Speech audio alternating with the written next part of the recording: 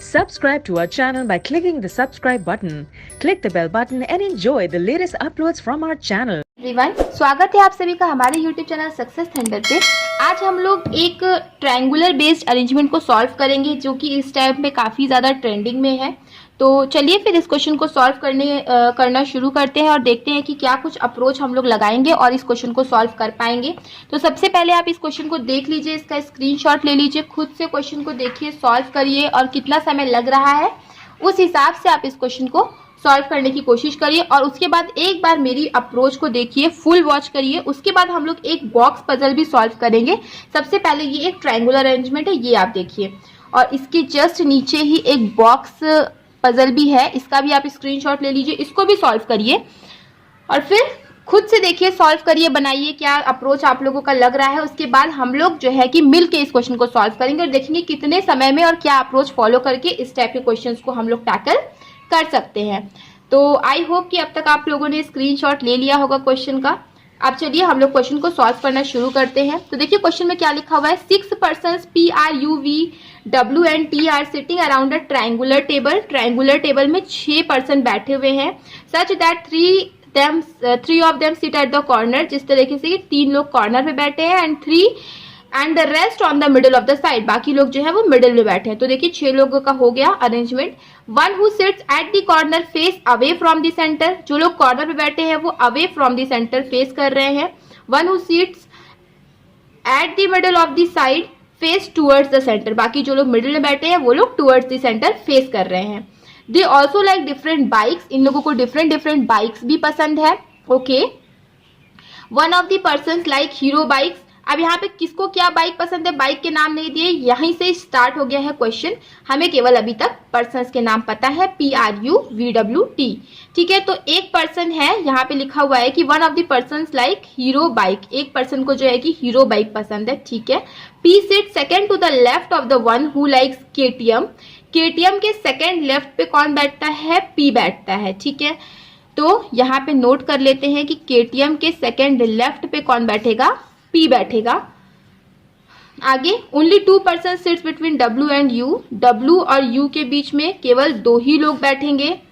आगे क्या लिखा हुआ है, V sits second to the left of the one who like Suzuki. Suzuki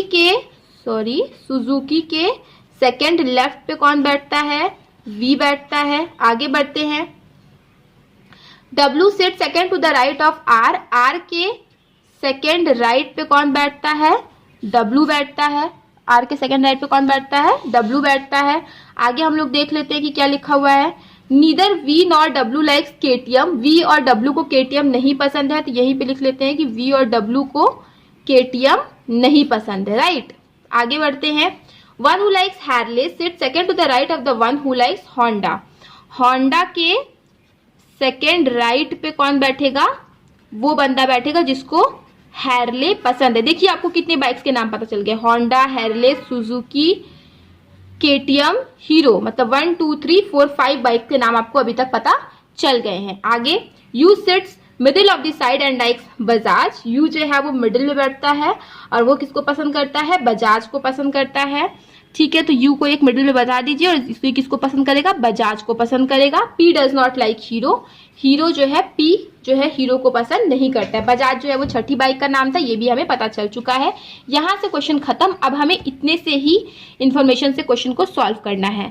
तो देखिए यू जो है वो किसको पसंद करता है, बजाज को पसंद करता है। यहाँ पे लिखा हुआ था वो मिडिल ऑफ द साइड में बैठता है। यू और W के बीच में 2 लोग हैं, तो 1 2 W कहाँ पे आ जाएगा, यहाँ पे आ जाएगा। आगे क्या लिखा हुआ है, R के सेकेंड राइट पे आना था W को, तो देखिए या तो R यहाँ पे आएगा या तो R यहाँ पे आएगा, उसी के सेकेंड राइट पे W आ पाएगा। राइट, लेकिन यहाँ पे भी दोनों लोग कौन है, आउटसाइड फेसिंग है। राइट, अब देखिए U और W के बीच में 2 लोग थे, चाहे यहाँ से काउंट करो चाहे यहाँ से काउंट करो, W तो यहीं पे आना था। अब R के सेकेंड राइट पे आना है W को, क्योंकि दोनों ही कॉर्नर्स पे आउटसाइड फेसिंग है, तो R यहीं पे आएगा, तभी तो उसके सेकेंड राइट पे W आ पाएगा। तो ये वाली कंडीशन भी देखिए आपकी सॉल्व हो गई, ये वाली कंडीशन भी आपकी सॉल्व हो गई। आगे देखते हैं क्या लिखा हुआ है। आगे लिखा हुआ है कि सुजुकी के सेकेंड लेफ्ट पे आएगा W और KTM के सेकंड लेफ्ट पे कौन आएगा, पी आएगा। ठीक है, अब देखिए P यहाँ नहीं आ सकता, यहाँ नहीं आ सकता, यहाँ नहीं आ सकता, P या तो यहाँ या तो यहाँ या फिर यहाँ पे आएगा। अगर मान लीजिए P को यहाँ पे लिखते हैं तो क्योंकि KTM के सेकंड लेफ्ट पे आना था P को, तो KTM यहाँ आना चाहिए, तभी तो उसके सेकंड लेफ्ट पे P यहाँ आएगा, तो मतलब P यहाँ नहीं आ सकता। P को अगर आप यहाँ पे लिखोगे तो यहाँ पर आप KTM को लिख सकते हो, राइट। और अगर आपने P को यहाँ पे रख दिया, तो अगर आपने P को यहाँ पे रखा तो आपको क्या करना पड़ेगा, KTM को या तो फिर यहाँ रखना पड़ेगा, पर ये दोनों क्या है, आउटसाइड फेसिंग है। तो KTM का सेकंड लेफ्ट मतलब KTM को अगर आप यहाँ पे दोगे तभी उसका सेकंड लेफ्ट जो है यहाँ पे बनेगा। तो दो पॉसिबिलिटी बन रही है, तो दो पॉसिबिलिटी हम लोग बना लेते हैं। एक बार P को यहाँ रख देते हैं, एक बार P को वहां पे भी रख के देख लेते हैं। देखिए W यहाँ पे हो जाएगा, R यहाँ पे हो जाएगा, U यहाँ पे, बजाज यहाँ पे, राइट, और P यहाँ पे हो जाएगा।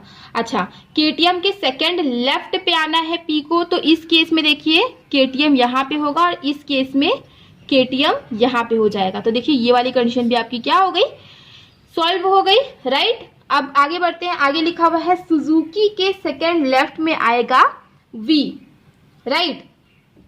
अब देखिए V चाहे या तो फिर यहाँ पे आए, V यहाँ या फिर यहाँ पे, लेकिन V यहाँ नहीं आ सकता। क्यों? क्योंकि हमें क्वेश्चन में ऑलरेडी बोला है कि V को जो है KTM पसंद नहीं, तो इस केस में तो V यहीं पे आएगा।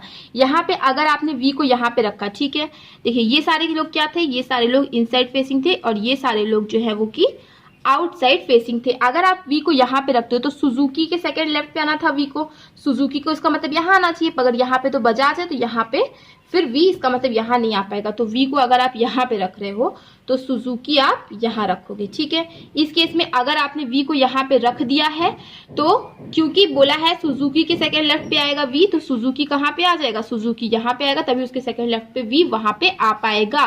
तो ये वाली कंडीशन भी आपकी क्या हो गई, सॉल्व हो गई।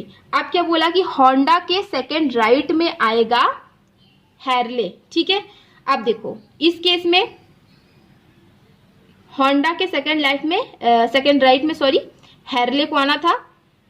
तो देखिए, तो अब देखिए दो प्लेस बची हुई है। अब इसके देखिए होंडा के सेकंड राइट पे आना है हैरले को, तो होंडा यहाँ पे आएगा और तब उसके सेकंड राइट पे क्या आ पाएगा, हैरले यहाँ पर आ पाएगा। तो ये बन जाएगा हीरो। इस केस में होंडा यहाँ पे आएगा सेकंड राइट में यहाँ पे आ जाएगा हैरले, तो ये बन जाएगा हीरो।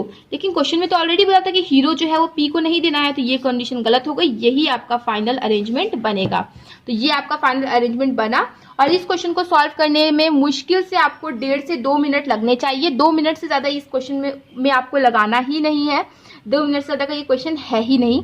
इस टाइप के क्वेश्चंस आपके प्री में आ सकते हैं जब एग्जामिनेशन का जो लेवल होगा वो मॉडरेट टू हाई होगा। अगर प्री के एग्जामिनेशन का जो लेवल है वो मॉडरेट टू हाई है तो डेफिनेटली इस टाइप के क्वेश्चंस आपके पूछे जा सकते हैं। अब चलिए हम लोग एक और क्वेश्चन, जैसा कि हमने कहा था कि सॉल्व करेंगे, ये बॉक्स वाला पजल, ठीक है। तो इस पजल को किस तरीके से टैकल करना आइए देखते हैं। तो यहाँ पे लिखा हुआ है 9 boxes are placed one above others in a stack, 2 boxes are placed between P and F, ठीक है। पहले लिख लेते हैं कि P और F के बीच में कितने बॉक्सेज हैं, 2 बॉक्सेज हैं। Box H is just above box F, box H जो है वो F के जस्ट अबव है। As many boxes between H and P, H और P के बीच में जितने बॉक्सेज हैं, as many between P and Q, P और Q के बीच में भी उतने ही बॉक्सेज हैं, ठीक है।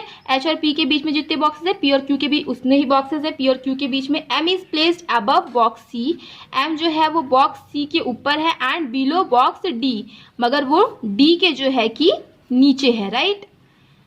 M is placed above box C and below box D। आगे M is placed above box P, M जो है वो बॉक्स P के ऊपर है, ठीक है। M जो है वो बॉक्स P के ऊपर है,